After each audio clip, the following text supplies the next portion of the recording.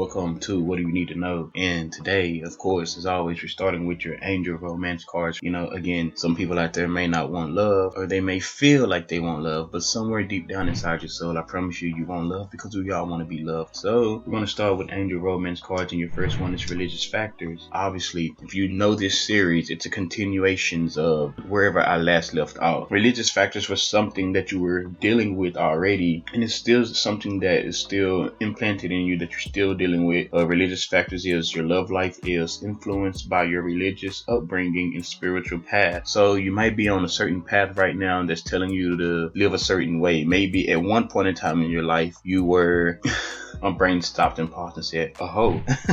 But like nowadays, in this time of your life, you're trying to be something a little bit different. Maybe you're not living that way anymore. And when people try to come at you and put you in third parties, you're not okay with it. Whereas before, maybe you were okay with being in third parties. Nowadays, it looks like you've taken a spiritual path, or you've gotten connected to a religion that maybe you're putting yourself first. That's really what like the spiritual path is all about. Maybe you're just putting yourself first and you're not accepting being lied to and things like that. So it's saying your love life is influenced by that, because imagine if you were okay with those things, then you'd be going out and meeting several different people and you have several different options. It's affecting your love life. But the problem is, even if you have those several different options, they may not be the ones for you. The way you are going, the spiritual path that you are on right now, you're trying to find a certain person for you, the person that was created for you. And that's how you find this person, is going on a path of, I'll continue to work on me and be the best version of myself until I find somebody that fits the box I've created, pretty much. Because when you are being led by your religious factors, or you're being led by your spiritual path, you created a box and you only want what matches your criteria. What clarified religious factors was Ace of Cups and the Six of Pentacles. There's some type of balance here. Maybe somebody is breadcrumbing and also have balance with somebody else. They might see you as a blessing, and you could possibly see them as a blessing as well. Because of their balancing act, it's not working out for you. They want to bring balance to a situation, and you may as well want to bring balance to the situation, but it's not working in these moments because of your religious factors, is pretty much what it's saying. If you look at the religious factors, this person's on this card solo. They're trying to go get this crown. When you're on this spiritual path, you're trying to go get this spiritual crown, and that's exactly what you're doing right now. And you're not going to let your energy or soul get bamboozled. Your next card was children. Your love life is being affected by children. And as you can see, there's two children on this card, and they have like a few different pets. Maybe there's somebody around you that maybe you want to give to, but they have kids. It's that simple,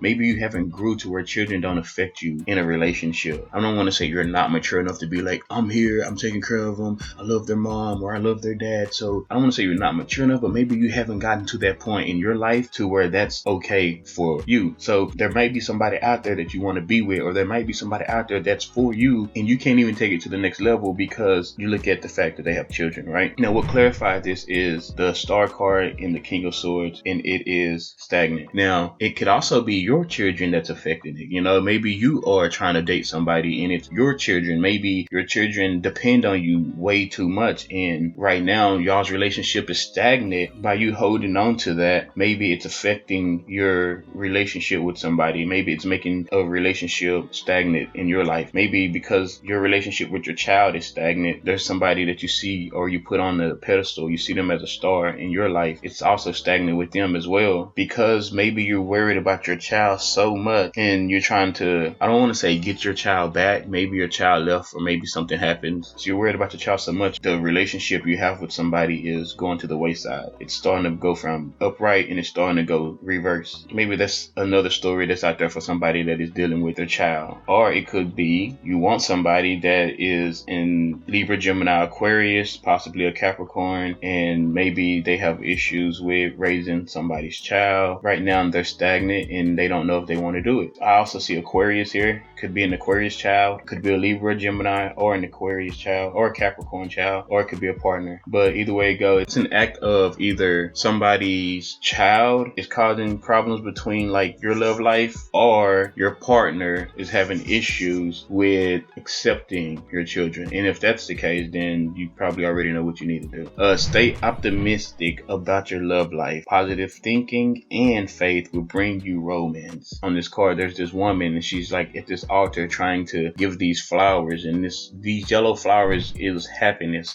There's also pink and red is romance, and this woman has blue, and that's calm. So this is almost like telling me somebody that's coming and that wants to be happy and romantically involved is coming towards you. Stay optimistic about it, because that's what's around the corner. And you may not feel like that because maybe you just had heartbreak, or maybe you're coming out of heartbreak because your card was clarified by the Three of Swords. Maybe somebody put you in a third party and that's what gave you the heartbreak, or maybe you just had to leave somebody, or somebody ended up having to leave you. But either way it go, it put you in this feeling of heartbreak. Let's just try to see what this heartbreak is. This Three of Swords, please and thank you. It's almost like as you stay optimistic about it, about your love life, you put an ending to whatever you left from, or whatever broke your heart. You put an ending to it. It's almost like I want to say you put it, and I wanted to say this from the beat. It's like you put an ending to love.